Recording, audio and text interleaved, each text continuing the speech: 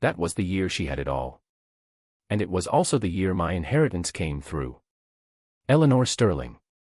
Back in college, she was our class president, the only daughter of Silver Creek's wealthiest men. A certified genius with a perfect GPA and a full-ride scholarship to Harvard already in her pocket. For some reason known only to her, she turned down the Ivy League to enroll at our decent but unremarkable state university. A legend like her shouldn't have ever crossed paths with a guy like me. But then, just before graduation, disaster struck. A massive financial scandal. Her family's assets were seized. Their bank accounts frozen. Overnight, the princess was out on the street. That's when a check from a long-lost great-aunt's estate landed in my bank account. It wasn't a fortune, but it was more money than I'd ever seen. I thought about my own family, a long line of blue-collar workers, good people who worked with their hands and never had the chances I did. The thought, crazy and audacious, flashed through my mind, this is my chance. So, I drove my beat-up Prius to where she was staying and made her an offer she couldn't refuse. I'd give her the seed money to rebuild her life. In return, I wanted her to have my child. I never expected her to actually do it. And I sure as hell never expected her to take that money and, against all odds, claw her way back to the top, rebuilding her family's empire from scratch. To avoid the inevitable reckoning, I did the only thing I could think of. I took our daughter, only a few months old, and vanished. That was 2 years ago now. My hand was cuffed to a bedpost, and I was watching her walk toward me, one slow, deliberate step at a time. A cold smile played on her lips. My eyes widened in terror. Don't do anything crazy. Killing me is still a felony. Her eyes, the color of warm whiskey, sparkled with something that was bordering on murderous. Honey, she purred, her voice a low, dangerous caress. It's getting late. Time for bed. Pretty lady, want to buy some lemonade? It's super sweet. I promise. Oh, you're so cute. Can I just pinch your cheeks? Hey there, little one. How much for a cup? I was stretched out on a faded lawn chair, a cigarette dangling from my lips, watching my daughter, Lily, as she stood on a wobbly stool. She expertly charmed the college students milling around the campus quad, their wallets opening for her big brown eyes and even bigger smile. It was amazing how much cash you could rake in from a jug of powdered mix and a cute kid. We'd been open for an hour and we were almost sold out. Daddy, was I a good helper? I must have drifted off. Lily had climbed down from her stool and was now nestled in my lap, poking my cheek. The best helper, I said, scooping her up and lifting her high. My little girl is the best in the world. Looking at her perfect face, I felt a surge of pride. Asking Eleanor to have my baby was the single best decision I'd ever made. Lily had her mother's face in miniature and a brain that was miles ahead of any other 2-year-old. She could already do basic addition and subtraction. It was terrifying. And I was damn glad I got my hands on those genes when I had the chance. When I was her age, I was still eating mud. Her chubby little finger pointed at my chest. Daddy, hole. I looked down. A cherry from my cigarette had fallen and burned a small, brown-rimmed hole in my t-shirt. I just laughed, pulling her into a tight hug and burying my face in her hair. As we were wrestling, a voice cut through the air, sharp and furious. Julian Thorne. The sound was ice cold, and my blood ran colder. Even after all this time, I knew that voice instantly. I was too terrified to turn around, but Lily, fearless as ever, twisted in my arms to look. A moment later, she murmured, "Wow, a really pretty lady." I took a few deep breaths, telling myself to stay calm, but my heart was hammering against my ribs. Finally, I forced myself to turn. There she was, dressed in a simple white sundress, her face adorned with light makeup, a white ribbon tying back her dark hair. She looked exactly like she had the first day I saw her in freshman English. I was so stunned I couldn't speak.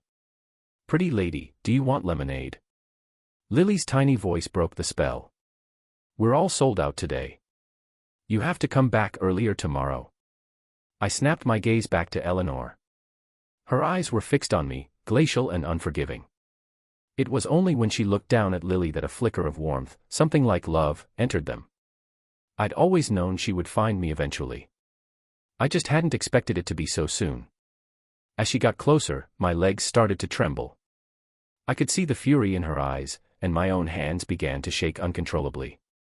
I hadn't actively followed her life, but you couldn't avoid the business news. The new CEO of Sterling Industries was known for being ruthless. "Daddy, why are you shaking?" Lily asked, her face a picture of innocence. I forced a weak smile and wiped the sweat from my brow. "It's nothing, sweetie, just a little hot out here." Lily mimicked me, patting my forehead with her small hand.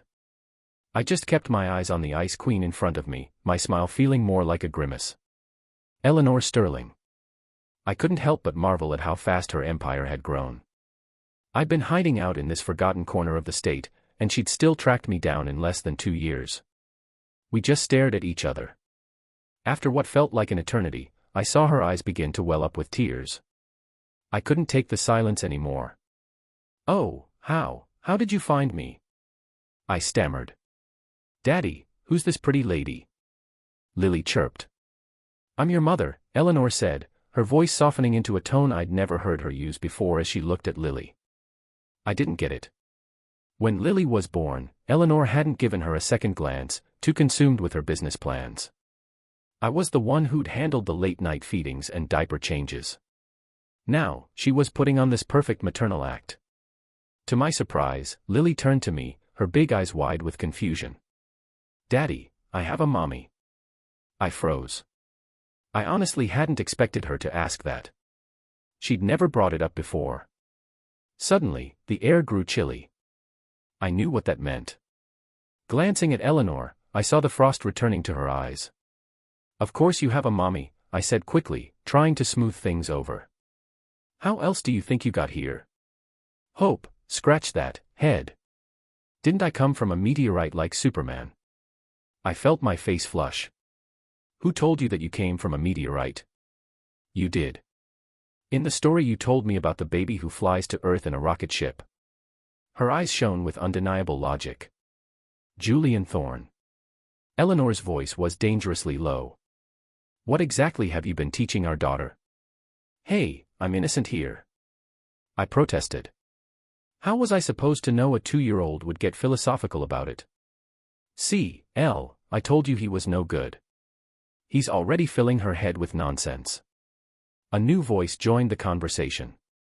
A woman stepped out from behind Eleanor. She was nearly as beautiful, but her eyes held a venomous glint. "Well, if it isn't Clara," I sneered. I thought I smelled a snake in the grass. It was Eleanor's cousin, Clara Sterling. The same Clara who had vanished when the Sterling family went bankrupt, only to reappear, all smiles and flattery, once Eleanor was back on top. After Eleanor and I had gotten married, Clara had made it her mission to undermine me, constantly belittling me, while Eleanor said nothing. It was one of the reasons I'd left. Clara immediately clung to Eleanor's arm, putting on a wounded expression. "Elle, you see. We came all this way to bring him back, and this is how he treats us." Before Eleanor could respond, Lily, still perched on my shoulder, piped up, "Lady, even I don't whine to my daddy like that. And you're grown up. You should be ashamed. That's my girl." I roared with laughter. She knows a phony when she sees one. Clara's face turned bright red. It was probably the first time a toddler had ever called her out.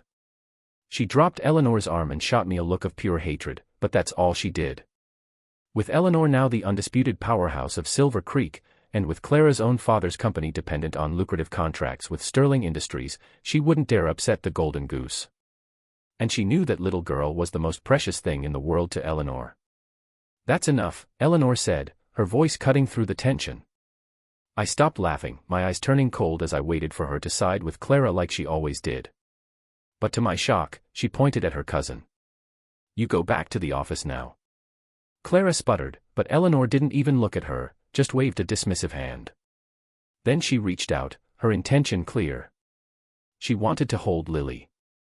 Clara bowed in defeat and trudged away. After a few steps, she glanced back over her shoulder at Eleanor's back, and for a split second, her expression was pure poison. She thought no one saw, but I caught the greed and malice in her eyes. Meanwhile, Lily was looking at me, her own eyes a swirl of emotions, fear, longing, hope, anxiety. As much as I didn't want to let Eleanor hold her, I saw the raw vulnerability on her face. I remembered how weak and alone she'd looked in that hospital bed after giving birth. I gave Lily a small, almost imperceptible nod. My daughter nervously extended her arms, her little face tense as she looked at Eleanor. It broke my heart to see her so anxious. Eleanor swept her up into her arms, holding her tight, and finally broke down, her voice choked with sobs. "Oh, my baby girl." It was the first time I had ever seen that woman cry.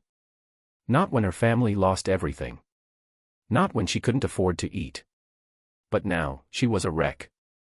And even though it was the first time she'd ever held our daughter and her tears were messy, the image of them together was, I had to admit, beautiful. "You're my mommy," Lily whispered, clinging to Eleanor, her own tears starting to fall. Sometimes the power of blood ties is just staggering.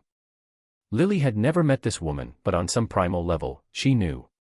Seeing them both about to dissolve into puddles, I decided to be the nice guy. All right. Don't hog her all day." "Shut up," they both snapped in unison, turning to glare at me. I threw my hands up in surrender. Okay, you two are the bosses." My mistake for even talking. The truth was I missed her. But the chasm between our lives wasn't just a valley. It was the Grand Canyon. Still, watching them together, a real family for the first time, a genuine smile spread across my face. As they sat there, lost in their own world, I slipped away to buy a couple of bottles of water. I wasn't worried about her kidnapping Lily. I knew her character, at least that much. Besides, Lily wouldn't abandon the dad who'd raised her for 2 years for a mother she'd just met, just as I predicted. When I returned, they were sitting on a bench, holding hands and chatting like old friends. The girl I loved and the child she'd given me who looked just like her. For a fleeting moment, I wished we could stay like this forever. But reality always has a way of crashing the party. When she saw me, Eleanor stood up, her hand tightening around Lily's. She opened her mouth, her expression hesitant. "Julian, I want to." "Don't even think about it." I cut her off. Just because I let them have a moment didn't mean she could just take my daughter. I knew that look. I knew exactly what she was going to ask. Just then, my parents, who ran a small produce stall at the local farmer's market, walked over. Even with the inheritance money, my folks couldn't sit still. They'd been working their whole lives. They saw Eleanor and froze, their shock quickly turning to awkwardness. Honey, you're here," my mom said. After all, they'd been my accomplices in the Great Escape. A reunion with her daughter-in-law was bound to be a little tense. Eleanor just nodded politely. "Mom, Dad, I wasn't playing nice." She could see Lily fine, but she wasn't taking her. I swooped in and lifted Lily into my arms. I could feel her reluctance, her little eyes gazing longingly at Eleanor. I deliberately avoided her gaze, terrified that one look would make me cave. My parents saw my defensive posture and immediately understood. They stepped forward, flanking me like bodyguards, their eyes fixed wearily on Eleanor. Seeing our united front, Eleanor knew she wasn't winning this battle today. She let out a soft sigh. "I have to get back to the office," she said, her excuse a little too quick. She turned and walked away. Watching her leave, I hesitated.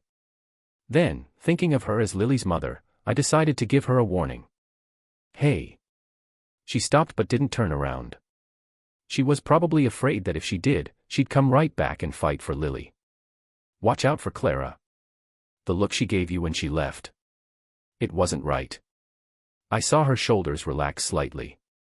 Then a small, triumphant smile touched her lips, though I could only see it in my mind's eye. "The idiot still cares about me," she was probably thinking. She gave a small wave over her shoulder without looking back, got in her car, and drove away. In my arms, Lily's eyes filled with tears as she watched the car disappear. "Daddy," she whispered. "Will I ever see Mommy again?"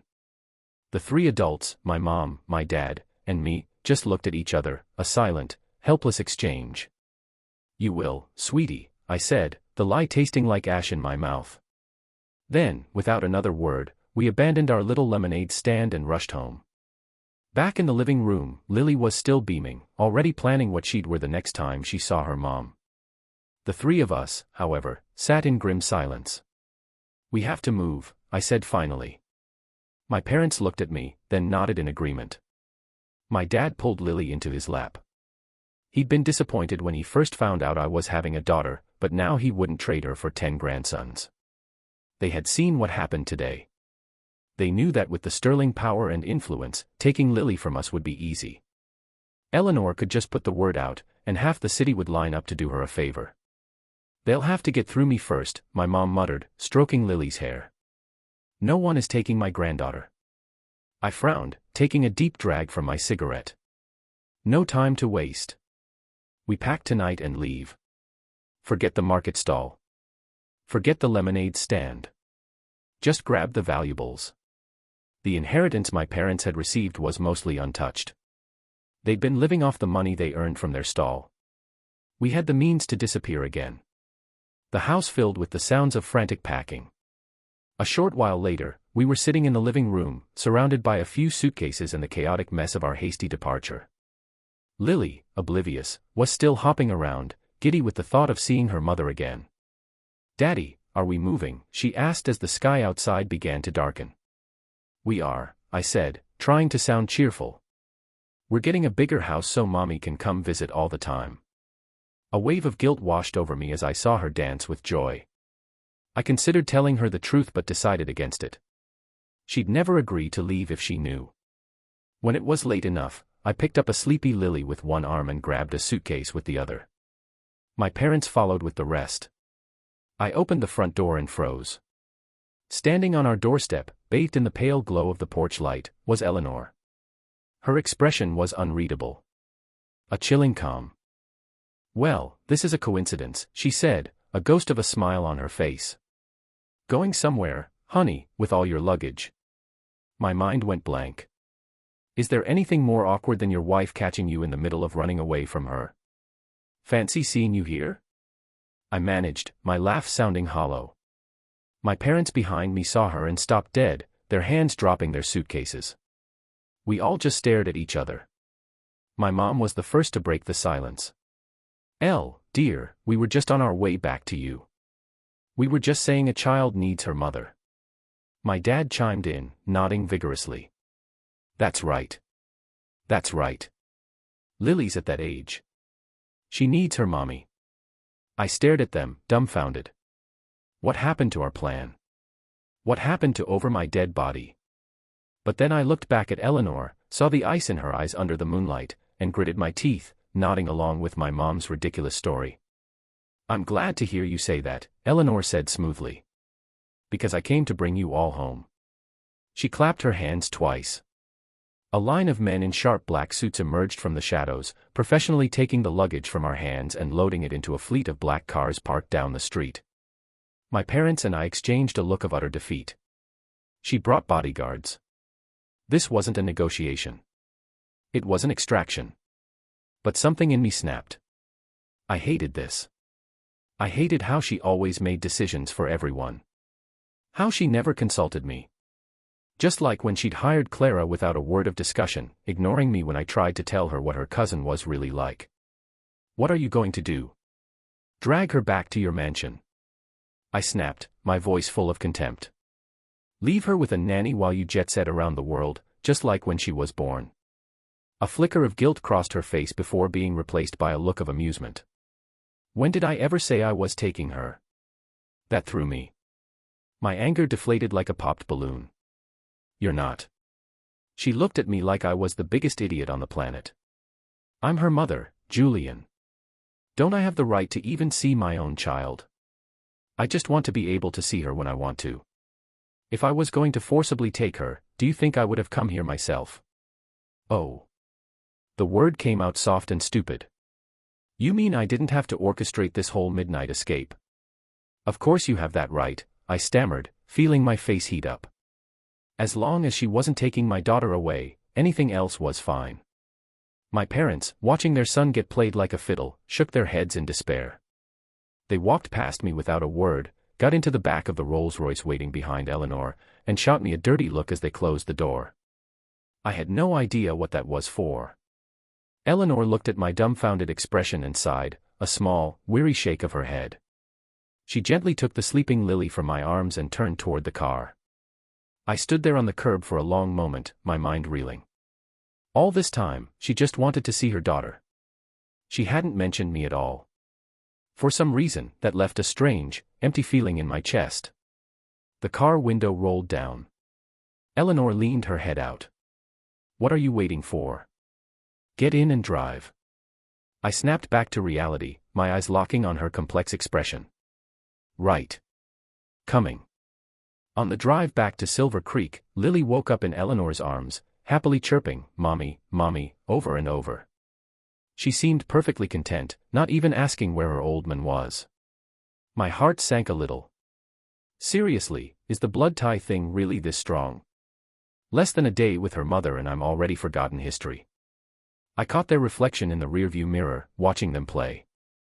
"Wow, Lily," I said, my voice dripping with jealousy. "Got a new mom and already forgot about your poor old dad." Her reply was a dagger to the heart. "Daddy, what are you doing here? What am I doing here? Should I be in the trunk?" Seeing my crestfallen face, she leaned forward and planted a loud, wet kiss on my cheek. My mood instantly lifted, but that was the extent of her attention. She immediately went back to giggling with her mom in the back seat. The sounds of their laughter grew louder, and I started to regret this whole arrangement. At this rate, I wouldn't have to worry about Eleanor kidnapping her. Lily would pack her own bags and move in with her mom voluntarily. The car finally pulled up to a large, modern villa.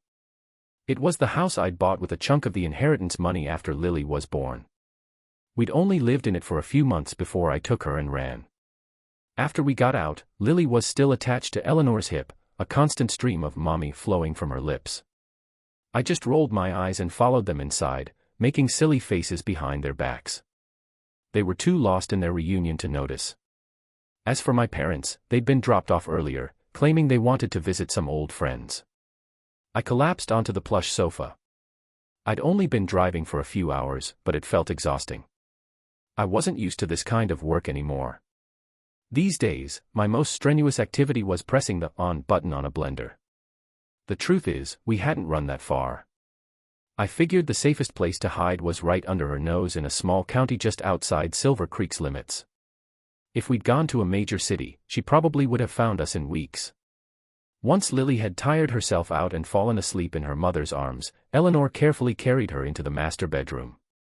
When she came out, she found me sprawled on the couch and frowned. I heard her footsteps approaching and cracked open an eye. She was standing right over me. I couldn't even be bothered to sit up. "What's up?" I mumbled. She sat down on the armchair across from me. "What are your plans now?" I didn't even look at her. 2 words floated out of my mouth. "Live, Rich." The corner of her mouth twitched. She clearly didn't know how to respond to that. After a long silence, I opened my eyes again and saw the conflicted look on her face. I closed them again. "Spit it out, if you have something to say." Eleanor took a deep breath, her gaze shifting to a spot on the wall. "I need a new executive assistant. I was thinking you could come work for me." "A job?" I said without a moment's hesitation. "Maybe in my next life." Seriously, why would I work when I had a perfectly good inheritance to live off of? Especially a job like that, basically being a high-end servant. As much as I wanted to be with her again, I was sure there were easier ways than becoming her employee. "What kind of example is that for your daughter?" she challenged, her voice sharp. That question made me sit up. I looked her dead in the eye and said slowly and clearly, "She can live rich with me." Sure enough, the temperature in the room dropped 10 degrees. Eleanor's expression, which had been relatively normal, turned to ice. A dangerous glint appeared in her eyes. I immediately threw my hands up. "Kidding. Just kidding. How could I? With a role model like you in the house, she's already set. I'm just here to be the fun parent. Lower the academic pressure, you know." The chill in the air subsided. I let out the breath I was holding. "I'm not dealing with you," she said, turning to leave. "Fine, don't take the job." As she headed for the door, she added, "I have to get back to the office." I could have sworn I heard a hint of disappointment in her voice, but she kept her word. She left without Lily. I knew she owned several properties and rotated between them. As I heard her car's engine roar to life outside, I shot up from the sofa and tiptoed toward her bedroom. I stood outside the door for a solid minute, giving myself a pep talk. I was going to check on Lily, not to snoop. That's it. I opened the door, but my eyes immediately started darting around the room. The decor was the same as when I'd left. Nothing seemed out of place. After a thorough scan, I confirmed there were no signs of another man. Only then did I let myself relax and look at my daughter sleeping peacefully on the bed. I leaned down, planted a soft kiss on her cheek, and crept back out. Just as I closed the door, Clara Sterling burst into the house, shouting, "Elle! Elle, are you here?" Thinking of my sleeping daughter, my patience snapped. I grabbed her by the arm and dragged her back outside. "What do you think you're doing? Get your hands off me, you country bumpkin." "Eleanor went to work," I said, my voice cold, ignoring her insult. "Oh, look who it is," she sneered. "The runaway husband couldn't stay away, could you? Had to come crawling back to sponge off my cousin." I gave her a nasty smile. "That's right. I'm back to live the good life, better than some people I know who'd sell their own soul for a promotion." Clara took a step back, her face a mask of shock. "Oh, how did you know?" I leaned in close, my voice a conspiratorial whisper. "That little incident in Chicago with that crypto billionaire? Do I need to be more specific, Clara?" Clara, such a pretty name for such a nasty, two-faced snake. I knew far more than she thought I did. She pointed a trembling finger at me, sputtering, "You're lying," before turning and practically fleeing the property. Watching her retreat, I smirked. "You can't play me, kid. You're not in my league."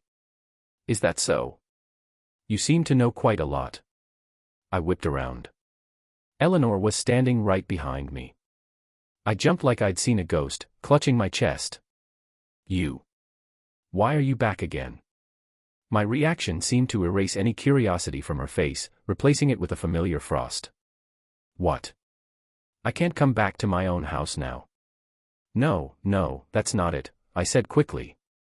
"It's just, you just left for work. It's strange to see you back so soon." She gave me an exasperated look, said nothing, and walked past me toward her car. That's when I saw the file folder in her hand. I slapped my forehead. Of course, she came back to get something she forgot. My stupid brain. As she drove past me, she rolled down the window. Her expression was completely serious. "You should read more while you're at home," she said. "There's a great author, Silas Blackwood. Look him up." And with that, she floored it and was gone. A writer named Silas Blackwood. Give me a break. I might not be a genius, but I have a literature degree. Who did she think she was? Despite myself, I pulled out my phone and Googled the name. His author page popped up. His most famous work, The Simpleton. I got it. It was the adult equivalent of a kid telling you to look at a page in a book where they've written, "You're a moron." I had a laugh. The nerve. I walked back into the empty villa. The sprawling living room suddenly felt wrong, unwelcoming.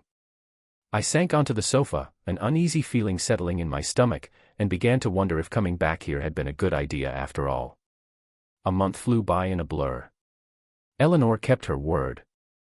She came to see Lily, never once trying to take her away.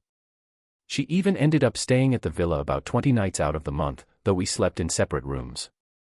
Watching her and Lily laugh and play together every day filled me with a strange sense of loss, like I was an outsider in my own life. My parents had stayed for a few days before deciding they couldn't get used to city life and hurried back to their quiet country home. One afternoon, I left Lily with the nanny and went for a walk. The streets were bustling with people, but I felt completely adrift, with no idea where I was going. Without thinking, I found myself standing in front of a familiar barbecue joint, a place where my best friend Sam and I had spent countless nights drinking beer and eating skewers. I pulled out my phone and dialed his number. "Yo, barbecue, the old spot." "Julian, dude, is that you? You finally decided to call me. Let's talk more food. You in or out?" "For you, man. I'm there, and I'm drinking you under the table tonight." I hung up, went inside, and ordered a mountain of food and a case of beer. By the time Sam showed up, the grilled skewers were just arriving at our table, sizzling and perfect. Hours later, the ground around our table was littered with empty beer bottles. We were both red-faced and slurring. "It's hell, man," I confessed, the alcohol loosening my tongue. "I'm living in the same house with my wife again, but I feel like a ghost. Every time I'm in that house, all I can think about is those first few months after Lily was born. When Eleanor wouldn't even look at her. All the frustration and hurt I'd bottled up for 2 years came pouring out. It felt good to finally say it. "You have no idea how lucky you are," Sam mumbled, his own words thick with drink. "When you took off with Lily, Eleanor went crazy. Like, completely lost it. I've never seen anyone so broken." "What are you talking about?" I splashed more beer into my glass. "She only married me because of my inheritance money." "Are you kidding me?" Sam's eyes widened, a flash of sobriety cutting through the haze. "That tech billionaire's kid from Oak Haven offered her a 9-figure settlement to marry him, and she turned him down flat. She chose your dinky little inheritance over that." "Really?" I murmured, the words slurring as my head hit the table. And then everything went black. What I didn't know was that the moment I passed out, the drunken haze in Sam's eyes vanished completely. He shook my shoulder, and when I didn't move, he pulled out his phone. "He's out," he said into it. A moment later, Eleanor walked into the restaurant.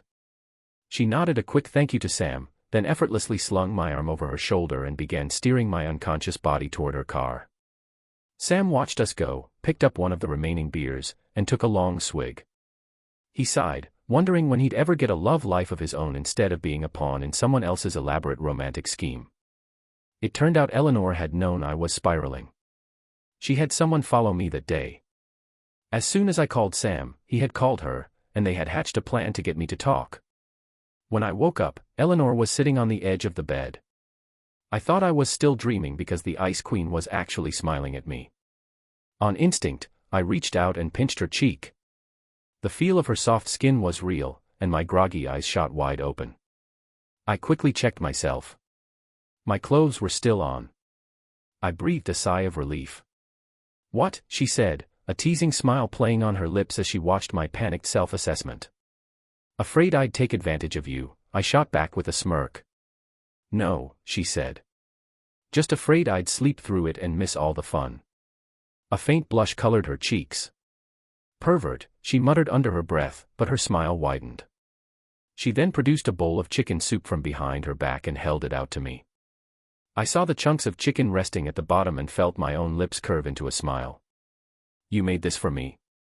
"No, the nanny did," she said, her eyes darting away. Her stubbornness was adorable. I gave her a playful, knowing look. "Really? I don't believe you." She turned bright red, biting her lip. "Fine, don't drink it." "I'll just take it away," she huffed, making a move to stand. I snatched the bowl from her hands. "I'll drink it. Of course I'll drink it." I took a sip. It was delicious, rich, and flavorful. But I put on a pained expression and pointed at the bowl. "Ugh, it's so salty and bitter." She immediately grabbed the bowl back. "That's impossible." "I barely put any salt in," she said and took a sip herself to check. I just watched her, a feeling of pure happiness washing over me. But even in that moment, the memory of those first few months was still a thorn in my heart. Realizing she'd been tricked, Eleanor blushed an even deeper shade of crimson. She shot me an annoyed but fond glare, then turned to leave the room. Just as she reached the doorway, she paused and looked back at me, her expression suddenly serene. "Tomorrow," she said calmly. "Tomorrow, you'll understand everything." Her words left me completely baffled. Understand what? She wouldn't say another word. And no matter how much I racked my brain, I couldn't figure it out. I just had to wait. The next day, the news was everywhere. Eleanor Sterling had done the unthinkable. She had personally turned her own uncle and his entire family over to the authorities. The scandal had started with her cousin, Clara, being investigated for embezzling company funds, which then led to the discovery of her father's much larger crimes, years of tax evasion and fraudulent accounting. The name Eleanor Sterling became legend in Silver Creek. In the back rooms and boardrooms of the city's elite, she was now marked as a person never, ever to be crossed. If she could do that to her own family, what wouldn't she do to an enemy? I was sitting on the sofa, staring at my phone, watching a clip of Eleanor at a press conference, calmly and methodically laying out every one of her uncle and cousin's crimes. Seeing her up there on that stage, powerful and in command, I was completely mesmerized. Suddenly, a pair of soft arms wrapped around my neck, and her unique scent filled the air. "Honey," she whispered in my ear, her voice thick with emotion. "Do you have any idea how much I wanted to hold Lily when she was born?" Her voice cracked, but I didn't dare. My uncle, his family, they were watching my every move. The moment I showed any weakness, they would have used Lily to control me. I already knew they were the ones who ruined my father. I had to get my revenge. I had to be cold. I had to build my defenses one piece at a time. But just when I was finally strong enough to fight them, you, my faithless husband, took our daughter and disappeared. Thank God you didn't go too far. If you had, I don't think I ever would have found you. I felt my shoulder grow damp with her tears. And just like that, it all made sense. Her coldness, her distance, her obsession with work, it was all an act, a shield. The last thorn that had been lodged in my heart for 2 years was finally gone. Gently, I turned and pulled the sobbing woman from behind me into my arms, holding her close and kissing the tears from her eyes. After she cried herself out, a memory from my drunken conversation with Sam surfaced. I couldn't resist teasing her. "So," I said, a playful grin spreading across my face. "Sam told me you turned down a 9-figure offer from some billionaire's kid for me and my dinky little inheritance. Does this mean my beautiful wife has had a crush on me for a long time?" Her face turned a brilliant shade of red, and she buried her head in my chest, refusing to meet my eyes. "Who likes you? You're so full of yourself." "Oh, really?" I chuckled. "Such a stubborn mouth. I guess I'll just have to see for myself." And then I silenced her protests with a kiss. It was the meeting of a long parched desert and a torrential rain. The storm that followed was inevitable.